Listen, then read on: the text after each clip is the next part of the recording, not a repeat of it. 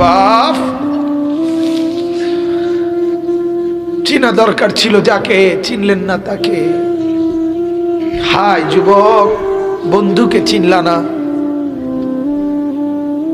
দুশ্মনকেই বন্ধু বানাইলা, দুশ্মনকেই বন্ধু বানাইলা।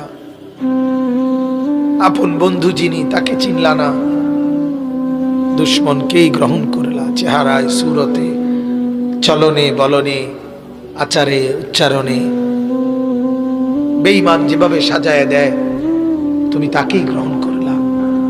আল্লাহর নবী বলেন, রব্বুল আলামিন, আমি যদি বসে যাই হাসরের এই বিরাট ময়দানে, আমার উম্মতের জন্য দৌড়াবে কে? আমার কোথায় কোন উম্মত গুনার কারণে, নাফরমানির কারণে আটকায় যায় কিনা? আমি যদি না ছুটি, আমি যদি না দৌড়াই, আমি বসে গেলে আমার উম্মতের জন্য দৌড়বে কে?